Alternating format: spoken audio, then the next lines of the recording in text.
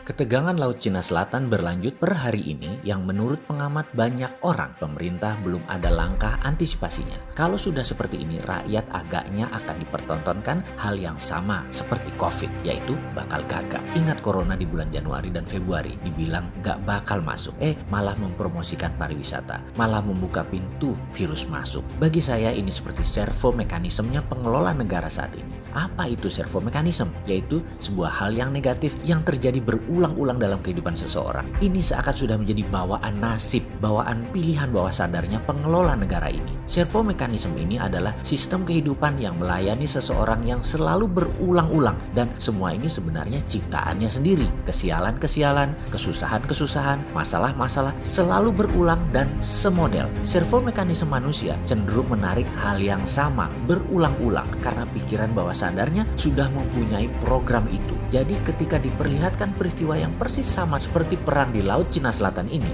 yang jadi atau tidak jadi perang militernya, kedua negara Tiongkok dan Amerika itu sesungguhnya sudah masuk kategori peperangan. Maka kebijakan pemerintah belum juga muncul, menjadikan kebiasaan yang bernama servo mekanisme confirm, yaitu kebiasaan pemadam kebakaran. Gak pernah antisipatif, gak pernah bereaksi sebelum ada aksi. Untuk mengantisipasinya harusnya menggunakan pendekatan perang. Saat ini kita tahu keputusan pejabat negara adalah business as usual. Ini kasihan rakyat Indonesia kalau dibeginiin terus-menerus. Seperti pada corona, sebelum masuk underestimate terhadap corona. Ketika masuk panik pol, semua tindakan menjadi kebalikan, menjadi overestimate. Lalu bingung, caca mundur maju buat keputusan jangan boleh.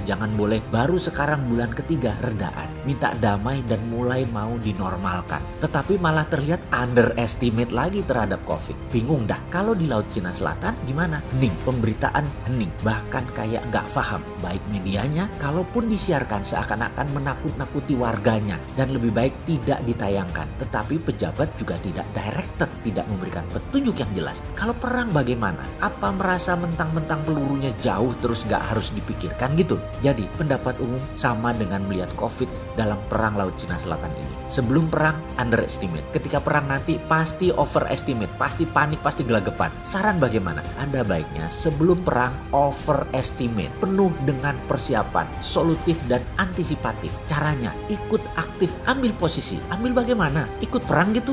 Iyalah, ambil posisi itu namanya proaktif. Kita jelaskan, kita semua tahu posisi Indonesia sekarang miring ke Tiongkok dalam perang Laut Cina Selatan. Jelas itu dan tidak usah dibantah lagi. Sebentar ada yang komentar, itu Trump mau pindahkan pabrik Amerika dari pabriknya di Cina ke Brebes. Trump juga telepon-teleponan mau bantu alat kesehatan di Indonesia. Ini susah nih kalau bernegara masih polos melihatnya. Kita balik deh cara mikirnya. Kalau Anda jadi Trump, Anda ingin 2 kali jadi presiden Amerika, Anda ingin menang kompetisi dengan Cina, Anda ingin terus menjadi sheriffnya dunia, maka yang dimainkan adalah lobby politik. Ada janji surga. Ingat, ada kan politikus kayak gitu, kasih PHP, janji surga, yang mana ketika jabatan diperoleh, ya tidak ditunaikan janjinya. Trump juga sama, ambil hati dulu seluruh negara di kawasan Laut Cina Selatan. Tetapi hatinya Amerika sudah ke Sungai Mekong. Indonesia selama ini bukan mitra atau bukan aliansi, beda. Ini semua menjadi transaksional sekali. Makanya saya pernah bilang hubungannya kayak sama lonte, beli putus gak pakai hati, yang penting puas. Anda yang menentukan ya siapa yang puas, siapa yang bayar, dan siapa yang terima bayaran. Wes, ngerti ya, gak usah dilanjutin. Jadi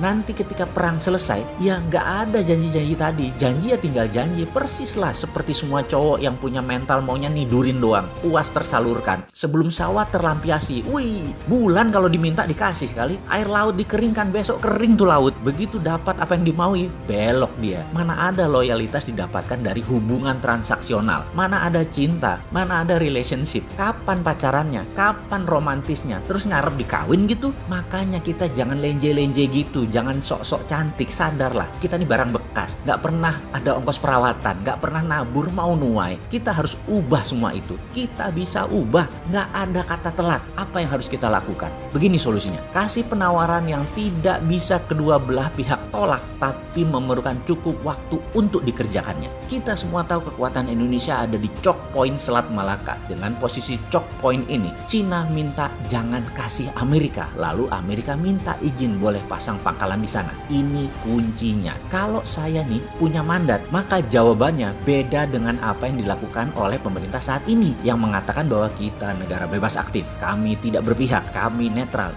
Itu jawaban diplomatis pemula. Kalau kita nggak gitu jawabannya. Harusnya pakai strategi ini. Ketika Amerika datang, dengan muka serius kita bilang, Amerika mau pasang pangkalan di Choking Point Selat Malaka. Siap, silahkan. Tapi ada syaratnya bos. Kami ini lagi perang melawan COVID. Kami minta bantuan obat-obatan dulu lah. Gratis, alat kesehatan, ventilator, dan kirimlah 1.000 tenaga medis beserta peralatannya. Kami juga butuh untuk stimulus ekonomi. Kasihlah kami ini pinjaman tanpa bunga 5 tahun untuk 2.000 triliun ekonomi kami. Ditambah lagi 1.000 perusahaan Amerika pindah ke Indonesia saat ini sebelum bedil meletus. Kalau semua oke, pakailah itu choke point itu selama 1 tahun aja. Hanya buat menangkan perang dengan Tiongkok untuk menyekek suplai energinya ke Cina. Amerika pasti nggak bisa jawab cepat. Bisa 3 bulan nego ketat itu. Dan keburu waktu Trumpnya habis. Sudah mau pilpres di Amerika. Kayak main catur lah. Kalah langkah boleh, tapi kita menang waktu.